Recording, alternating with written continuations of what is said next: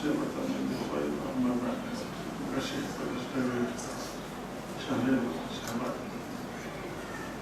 yang beri saya peluang untuk buat benda baik dalam puasa atau tidak. Kalau tak ada orang panggil dalam masjid, mungkin tak okey. Alhamdulillah, diberi peluang. Beberapa kali sampai sini, kita dah miskin je. Orang miskin harta banyak, bagi tak. Miskin saya ni miskin ilmu. Sekali saya nak bagi habis. Tiga kali habis. Tapi insyaAllah apabila dia diberi ruang, kita cubalah untuk kita sekurang-kurangnya boleh membuatkan sedikit daripada kita terasa bagaimana untuk kita keluar, terutama sekali dalam bulan Ramadan, bulan yang dipanggil keberkatan. Banyak orang sebut bulan berkat, bulan berkat. Berkat tu berkat. Berkat tu bukan Spiderman tu berkat. Berkat barakah. Benda sikit dapat banyak. Bulan puasa ni buat baik sikit dapat pahala banyak. Itu berkat. Kalau orang Jawa kan dia ada istilah lepas kenduri tu, dia kata balik berkat. Datang tahlil tak banyak 40 kali, tapi dapat orang boleh ambung sadulah. Itu dia bagi berkat. Datang buat sikit dapat orang boleh lebih-lebih berkat. Jadi alhamdulillah kita cari keberkatan dengan kita dengan sesuatu yang boleh membuat kita rasa nak jadi lebih baik. Kita selalu dengar orang sebut tentang nikmat. Kata Ustaz Ridwan Ismail, dia jangan disebut nikmat, jangan sebut nikmat, N-I-K ataupun qaf, dia kena sebut ain, dia kata ni'mat. Saya bukan main bahasa Arab, saya dengar dia cakap. Dia kata kalau kita sebut nikmat, maksud dia pada Tuhan. Dia sebut ni'mat, kurniaan Tuhan, dia beza. Dia sebut ni'mat. Tuhuni Aziz bin ni'mat, bukan nikmat. Nikmat itu ejaan yang dalam pendaftaran. Ya sebenarnya maksud dia ni'mat, pemberian Allah. Selalu orang sebut tentang nikmat Islam. Syukur kita ni ada nikmat iman, nikmat Islam, sedap punya. Banyakkan introduction kalau orang ceramah ke kuliah, kita dengar ustaz-ustaz sebut hari ni kita diberikan nikmat Islam. Jadi kita pun telik-telik lah. Apa dia nikmat Islam yang ada pada kita? Apa dia? Orang selalu mengatakan bahawa orang Melayu ni nikmat Islam ni pasal apa, dia beranak-beranak terus Islam. Orang Melayu ni jangan marah lah, orang Melayu ni cerita orang Melayu. Orang Melayu ni beranak-beranak terus Islam. Pergi jawab pendaftaran, apa je? Nak beritahu nama ayah siapa? Abdullah anak dia tak ada Islam, dia ubah Islam. Kecuali kalau dia sebut nama John Master, atau dia curiga sikit. John Master, agama apa dia tak? Nabi sebut nama Abdullah, nama Hussein, nama semua Melayu dia tahu Islam. Dia tu betul dia Islam. Dia tak pernah tanya apa je, dia cik bangsa apa je? Bangsa Melayu. Agama je tak ada. Kalau tanya yang tu kena menambah. Kau tak tahu aku di Melayu, pasal apa kau boleh tanya bangsa agama apa? Pasal Melayu je matematik. Dan kalau tuan-tuan duduk kaji, tuan-tuan duduk diam, tuan-tuan pernah jumpa orang Cina masuk Islam, pernah jumpa? Orang Hindu masuk Islam, pernah jumpa? Orang putih masuk Islam, pernah jumpa? Orang Melayu masuk Islam, pernah jumpa? Orang Melayu masuk Islam, pernah jumpa tak? Kita punya marah kalau orang Melayu murtad, pasal kita tak pernah jumpa orang Melayu masuk Islam. Orang Arab sendiri sampai hari ini belum kata-kata Islam. Ada orang Arab yang pakai jubah macam saya ni, janggut panjang, tapi ada salib kata, rupanya Kristian. Ada? Tanya orang yang belajar sampai ke Mesir, dia akan jumpa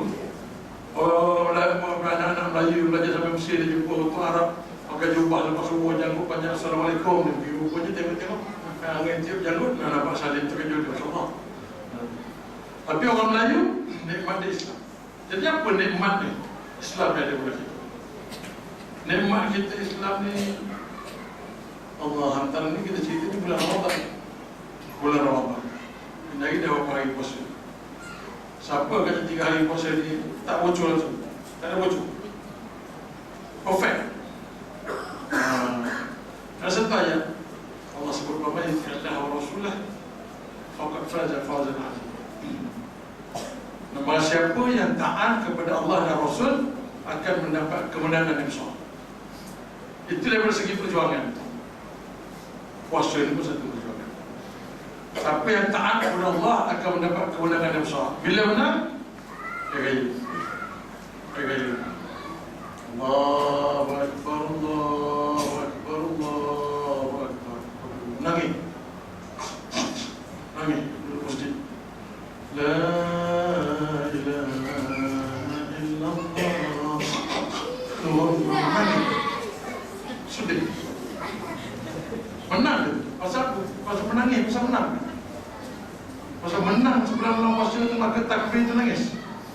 Pasal menang. Tak. Siapa nanti ada cerita Melayu, mak ibu meninggal. Berjalan balik kampung, accident. Macam-macam cerita Melayu, mati aja kalau kaya. So orang nangis. Nak kenakan dengan mood takbir. Takbir dia Allahu Akbar, Allah. Sedih. Mereka buat takbir macam tu. Di Mekah macam itu. Di Mesir macam itu. Di China macam itu. Tu nak kena tengok. Tu nak kena tengok. Kenapa kita je takbir semua syahdu saja? Sedangkan menang sepanjang bulan puasa menang. Tak pergi bazar Ramadan. Kalau pergi bazar Ramadan berikat mata. Berikat mata. Pasal apa? Tak nak tengok maksiat. Pergi bazar Ramadan. Masuk dan pergi masjid jual apa sih? Kalau dapat bagi kedai berapa dah pagi dan dua bagi kalau tengok punya jaga dengan maksiat yang perfect dalam masa ni. Sekarang kita pergi bulan puasa fail tak?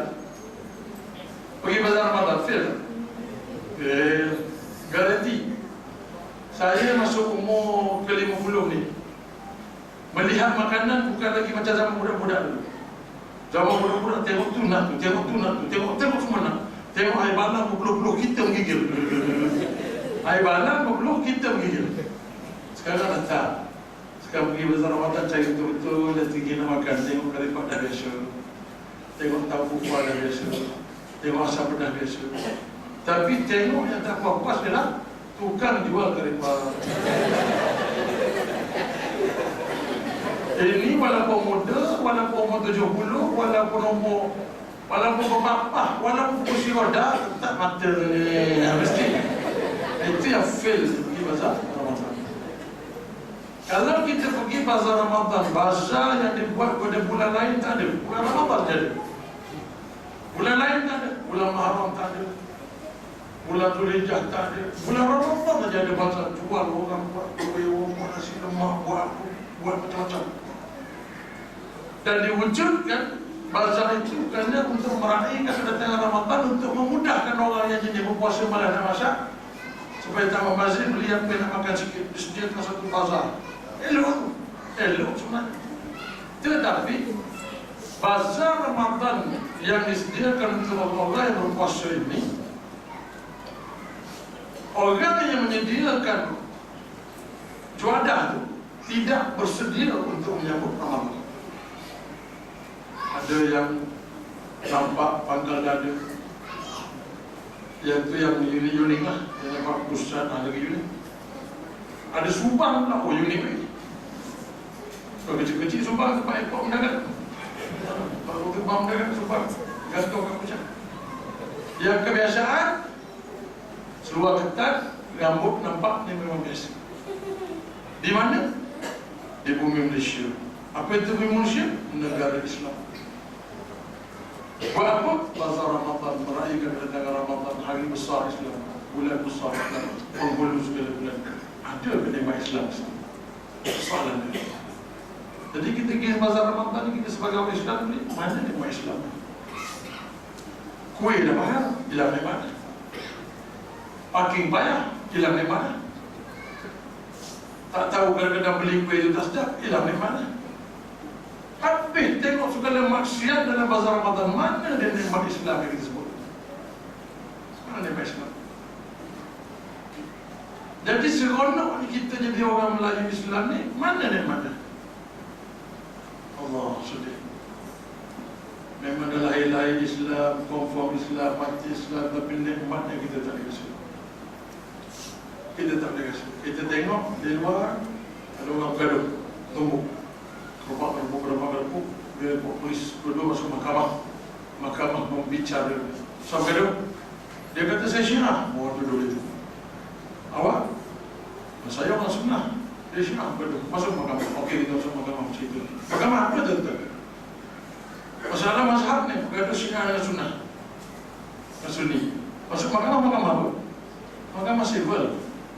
Bayar dulu lawyer 20,000, cerita belum? Bayar dulu. Macam mana mahkamah sivil memutuskan masalah mazhab orang Islam? Mana dia nikmat Islam? Mana nikmat Islam? Negara Islam, orang mencuri, kita buat macam mana? Hantar pergi jail. Hukuman apa tu? Hukuman sivil. Kenapa tak jalan hukuman Islam? Kenapa tak jalan hukuman Islam? Mana nikmat Islam? Tadi orang Cina muliakan apa? Kerana Al-Fat, Toyota Al-Fat. Orang Melayu muliakan Al-Fat itu. Kenapa orang Melayu tak muliakan Al-Fatihah? Orang Cina Al-Fat, orang Melayu Al-Fatihah. Kan lain. Al-Fat sampai pintu kubur je. Al-Fatihah sampai dalam kubur. Jauh. Tapi kita tak rasa boleh dengan memahami Al-Fatihah. Dalam Fatihah kita baca setiap hari, Iyyaka na'budu wa iyyaka nasta'in. Iyyaka na'budu, hanya Engkau aku sembah. Hanya Engkau aku sembah. Umpama suami kata kepada isteri, you are the only one, I love you. Macam itu. Jadi kata kepada Allah, hanya Engkau aku sembah. Jadi bila kata kepada bini I love you, dah tak kata kepada orang lain dah. Tak ada kata kepada orang lain. Kata kepada bini sebab kenal hati budi bini, dah tahu macam mana maka cakap I love you. Ikhlas kata. Sebelum tak kata I love you, ikhlas. Dia mesti nak kenal. Dia tak ada pergi-pergi pas stand dapat perempuan I love you, tapak kasut. Dia mesti orang yang kenal I love you. Cakap dengan Allah, hanya Engkau aku sembah. Kenapa dia cakap hanya Engkau aku sembah? Pasal kita tahu jalan-jalan untuk beribadah kepada Allah kerana kita kenal Allah. Allah berkata, wa ma khalaqtul jinna wal insa illa liya'budun. Tidak aku ciptakan jin dan manusia melainkan semata-mata untuk beribadat. Cerita ibadat itu soal 7 bulan tak habis. Tapi kita ringkaskan. Dalam beribadat kepada Allah ni banyak. Salah satu ibadat yang bulan puasa ni, kalau tuan-tuan ada di antara tuan-tuan, bukan semua sedulur ada, nak mempraktikkan satu ibadat. Allah subhanahu wa ta'ala tulqu bi aydikum ila tahluka. Dan jangan kamu jatuhkan diri kamu ke dalam kebinasaan. Binasa macam mana? Terjun di bawah bangunan, binasa. Bawa motor tiba-tiba tak pasang-pasang, kamu akan tak depan, binasa. Tak binasa kita, binasa orang, terkejut orang lain. Datangkan traffic dan lampu merah, tiba-tiba tonggeng terangkat tayar belakang, terkejut orang lain. Kadang-kadang lori nak langgar kita, binasa. Sebinasa-binasa yang paling biasa ialah Islam, pokok fatwa ini kata pokok haram. Memang kan tak bisa pokok. Sebab bukan kata saya ikut bisa pokok. Paklah keluarkan mantan dan menteri kita keluarkan berapa juta ya. Tak nak pokok patah lah. Betul begini iklannya. Sampai ada pokok yang ada gambar janin, gambar anak tegak terkeluar, gambar itu, gambar ini, kita pergi kedai bagi gambar kaki lah, gambar kaki lah kasih.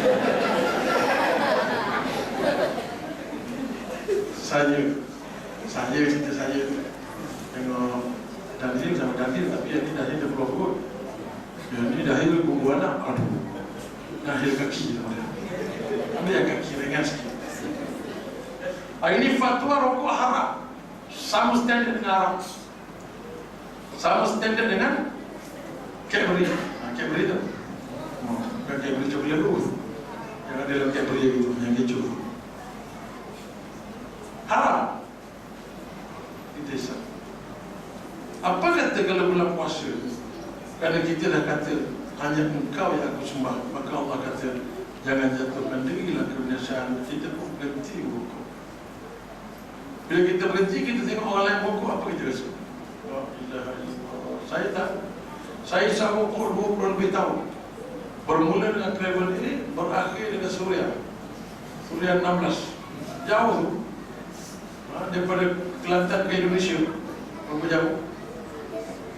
Bila berhenti rokok dengan tafsir itu, malam tu juga buang kotak yang terakhir itu buang. Kebetulan tinggal sebentar, isyak buang. Tak nak isyak, takut apa sih? Isyak dulu. Dah isyak orang haram buang. Bila dah buang, lepas tu jumpa orang lain syawak. Allah, orang yang syawak dia beritahu. Bila dia berhenti syawak, bila orang lain syawak, kalau dia pegang pagar, boleh cabut. Dia punya menggigil. Rokok sangat bahaya. Dia lebih daripada air sirap masuk dalam masuk. Sebab ramai orang rokok ni kadang-kadang ambil syarat dia bukan Masya Allah Alhamdulillah cukup rokok terus. Rokok tu punya penangan menggigil bertahun-tahun bila tengok orang lain syawak. Maka itu dia jadi ibadah.